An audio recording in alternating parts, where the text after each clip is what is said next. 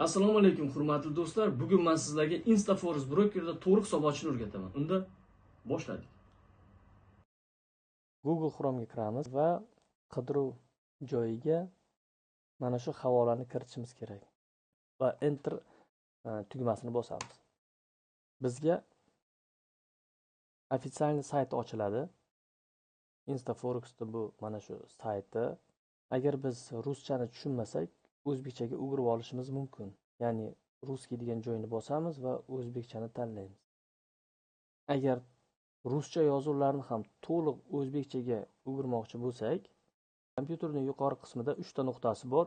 O'shani bossak, bizga перевести degan razdel topamiz va перевести so'zini ustiga bosib, mana bu yerda ruskiyni o'zbekskiyga, ya'ni ruschani o'zbekchaga tarjima qilish kerak degan tugmasini bossak, bizga to'liq o'zbekchaga o'giradi.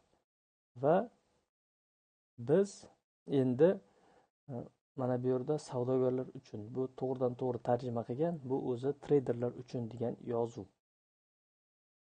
O'shani ustiga bosamiz va hisob varag'ini ochish, ya'ni открыть торговый счет so'zini ustiga bossak, bizga keyingi qadam ochiladi. Bu yerda ham to'liq ruscha. Agar ruschani tushunmaydigan bo'lsak, yana shu etapni bajarishimiz kerak. Ruschani o'zbekchaga o'girib, to'liq o'qib, o'rganib va ketma-ketlikda bajarib ketishimiz lozim bo'ladi.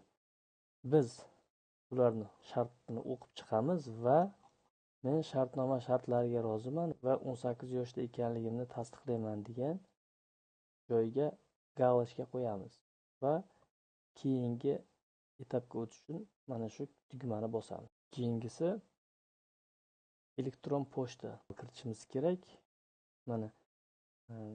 Mana bu elektron pochtam.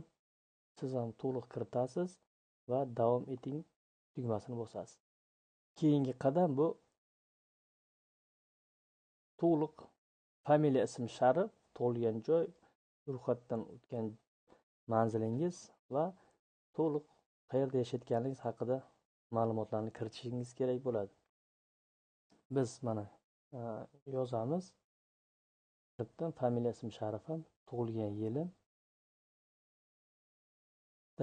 Ro'yxatdan o'tgan manzilingizni kiritasiz. Shahar Toshkent, mintaqa ya'ni tuman. Indeksda men Toshkentnikini kiritdim. Imенно tumanlarni kiritish shart emas.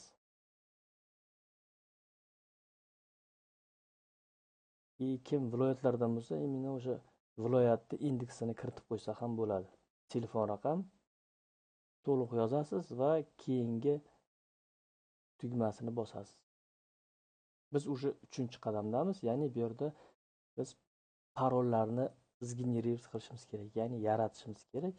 Faqat biz yaratish tugmasini bossak, bizga parollarni yaratib beradi. Kod so'zi ularni ham yaratib beradi. 5 kasr degan joyda tugmachasini bosib yoqamiz. Bizda hozircha standart hisob. Yelkani biz 1 ga 600 qilamiz. Xohlasangiz 1 ga 1000 qilishingiz mumkin. Bu o'zingizga bog'liq bo'ladi. Sababsiz hisob, ya'ni islomiy hisob deyiladi. Buni biz ham yoqib qo'yamiz. Bizdan savob olmasligi uchun, ya'ni bitimlarimiz, bugungi bitimlarimiz ertangi kunga o'tsa, bizdan hech qanaqangi komissiya olmaydi. Mana hamkorlik kodida kimda mana shu bo'sh bo'lsa, Sh3.9 ni kiritasiz va pastdagi tugmacha yonib turgan bo'lsa, tegmaysiz va hisob ochish tugmasini bosasiz.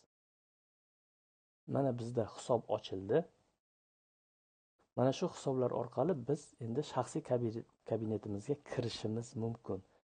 Biz login buni biz kopiya qilib oldik va endi kabinetga kirish tugmasiga bosamiz va birinchi bizga mijozning kirishi degan tugmani bosishimiz kerak. Mana kiritdik. Keyingisi bizda parol kopiya qildik, uni ham qo'ydik va kabinetga kirish tugmasini bossak, shaxsiy kabinetga kirdik va biz bu yerda to'liq verifikatsiyalardan o'tib, keyin savdoga kirishimiz mumkin. Verifikatsiyadan o'tish uchun tekshirish degan bo'limga kirasiz, hisobni tasdiqlang degan joyni bosasiz va sizga to'liq o'sha pasportlaringizni va turar joylaringizni kiritish bo'limi chiqadi. O'sha yerga mana shaxsni tasdiqlash joyiga pasportni kiritish kerak. Agar sizda yashil pasport bo'lsa, birinchi betini bu yoqqa kiritasiz, ikkinchi betini yashash manzili degan joyda propiska joyini yuklashingiz kerak bo'ladi. Agar sizda ID karta bo'ladigan bo'lsa, ID kartani tanlaysiz va shu yerda o'zida birinchi va ikkinchi betlarini, ya'ni oldi orqasini rasmga tushirib yuklab, mana shu yerga yuklab yuborasiz. Undan keyin yashash manzili haqidagi ma'lumotingizni MyGov.uzdan olib yuklashingiz kerak bo'ladi. Bu yerga ochsangiz, sizga namunasini chiqarib ko'rsatadi. O'sha namuna orqali siz MyGovga kirib, o'sha ma'lumotingizni olib yuklab yuborsangiz bo'ldi. Keyin to'liq verifikatsiyadan o'tib bo'lganingizdan keyin siz kartangizni tasdiqlashingiz kerak bo'ladi. Ya'ni viza karta. Viza kartani mana shu bo'limda ochiladi. Hisobingiz tasdiqdan o'tgandan keyingina kartangizni tasdiqlash uchun mana shu yerda mana shu bo'lim ochilib, sizga to'liq kartangizni kiritish haqida ma'lumotlar keltiradi.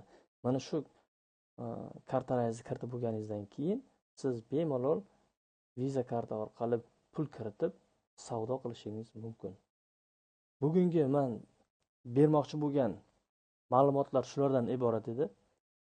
Kimga yana qanaqa videolar qiziq bo'lsa, o'shalar haqida kommentariyalarda yozib qoldirsalaringiz, men o'sha videolar haqida to'liq ma'lumot berishga harakat qilaman. Xayr, sog' bo'linglar.